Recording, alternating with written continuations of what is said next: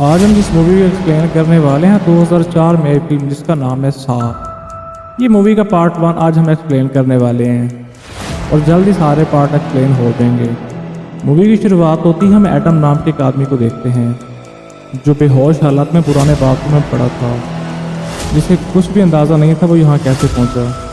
इसलिए वो परेशान होकर बार टब से उठने की कोशिश करता है।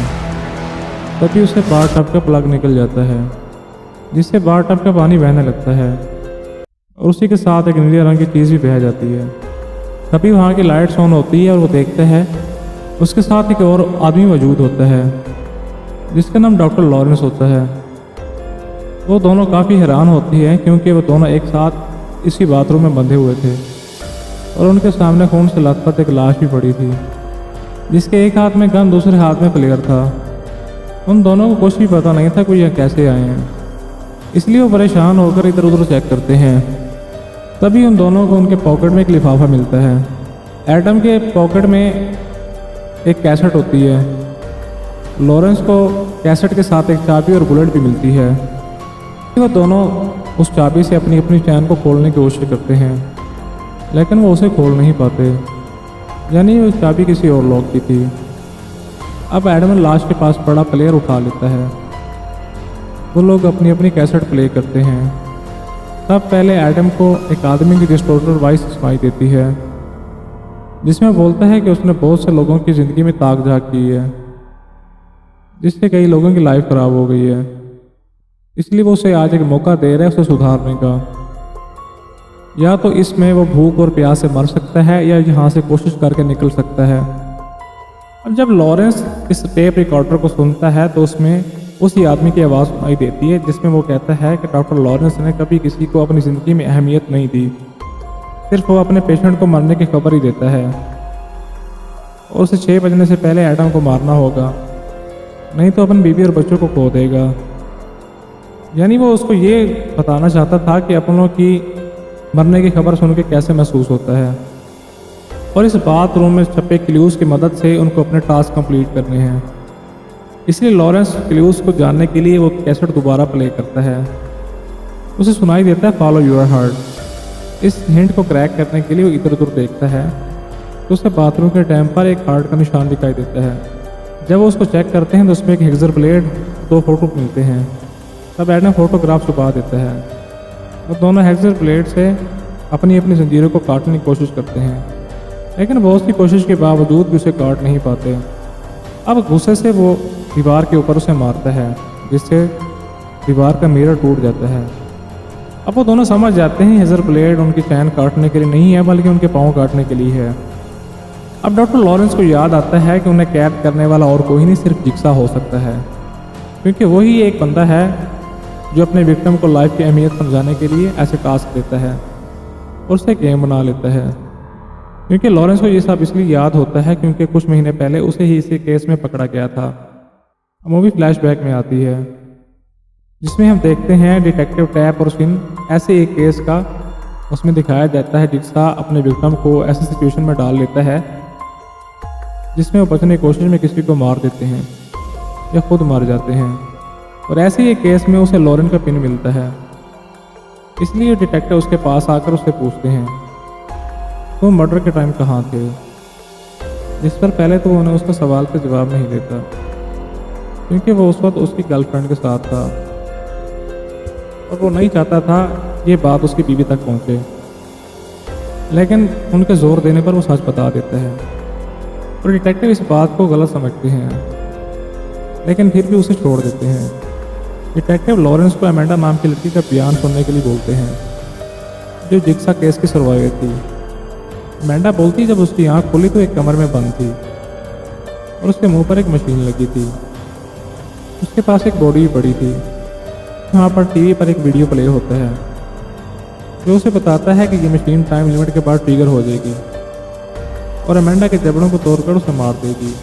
अगर वो बचना चाहती है तो उसे पास पड़ी बॉडी के पास जाकर उसका पेट काटकर वहाँ से चाबी निकालनी होगी, जिससे उस मशीन का लॉक खोल पाएगी। जिसे सुनकर अमेंडा डर जाती है और कैसे कैसे उस बॉडी का पेट काट कर उस चाबी को निकाल लेती है और अपनी मशीन को अनलॉक करके निकाल फेंकती है। और तभी वहाँ ड्राउना टेडी आता है उसे न्यू लाइफ की मुबारकबाद देता है, जिससे अमेंडा को अपनी लाइफ की अहमियत समझ आ जाती है और अपनी ड्रग्स की आदत को छोड़ देती है। ये कहानी सुनकर एडम को लॉरेंस पर ही शक होता है और उसे मारने के लिए उस टूटे हुए मिरर को उठाता है और तब उसे पता चलता है कि वो 2 in 1 है। तभी उस मिरर से उन्हें कोई देख रहा था। तभी एडम गुस्से से उस मिरर को तोड़ देता है।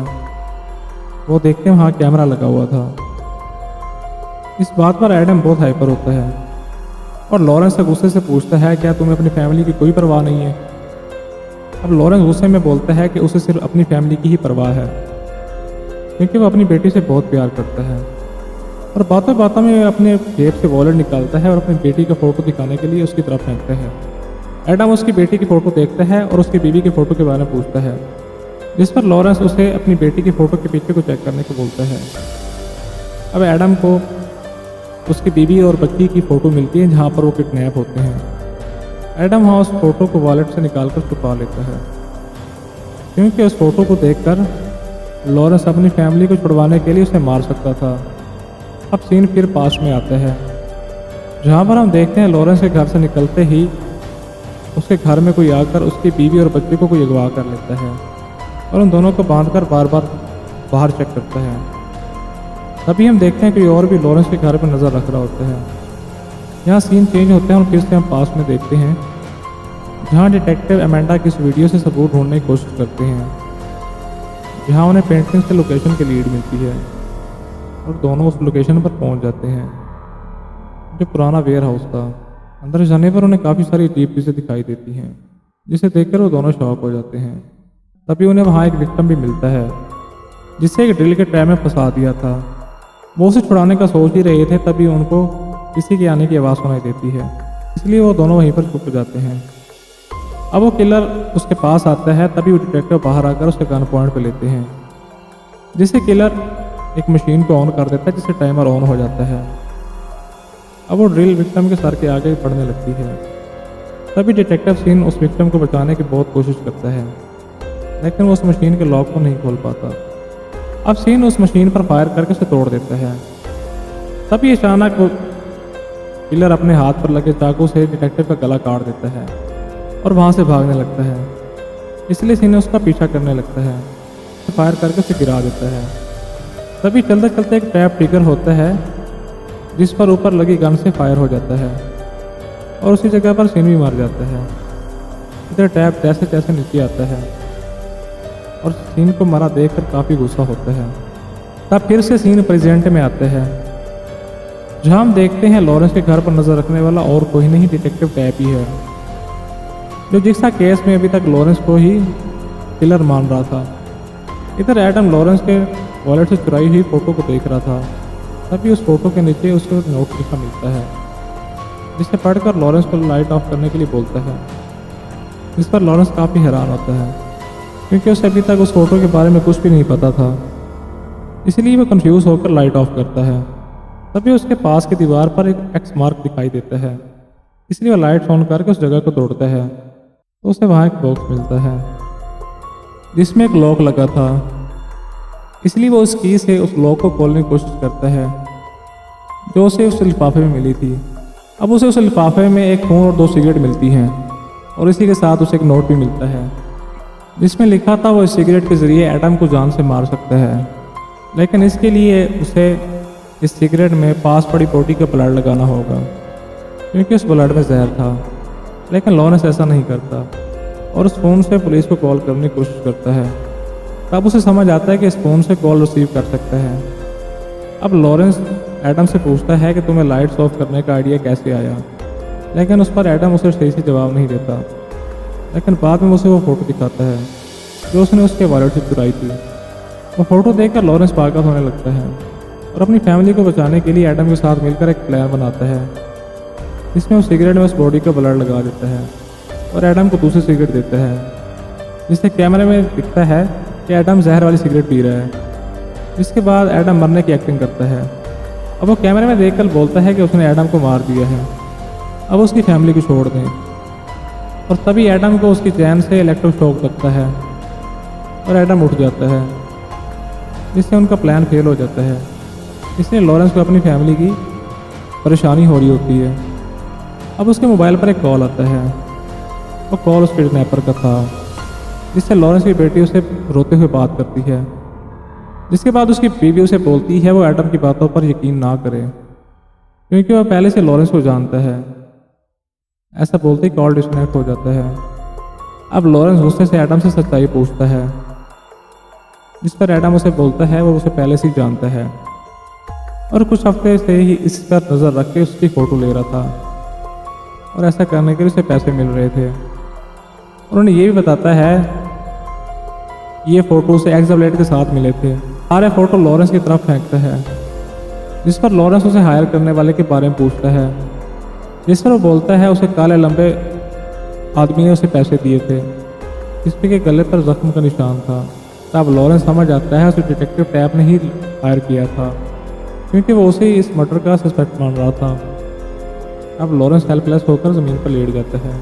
तभी एडम की नज़र पास पड़े फोटो पर पड़ती है, जिससे उसे लॉरेंस के घर में कोई और भी नज़र आता है, जिसे देखकर लॉरेंस उसी टाइम समझ जाता है ये उसके हॉस्पिटल का वर्कर जेफ है। अभी हम देखते हैं कैमरे के पीछे भी जेफ बैठा होता है। इसके बाद 6 बजते ही कैमरा ऑफ हो जाता है और वो लॉरेंस की बीवी और बच्चे को मारने जाता है। तभी लॉरेंस की बीवी उस पर हमला करके उस पर गन पॉइंट पर ले लेती है और लॉरेंस को फ़ोन लगाकर उससे बात करती है। तभी मौका देखकर जेफ उसकी गन खींच लेता है और इधर लॉरेंस था फ़ोन पर सुन रहा था।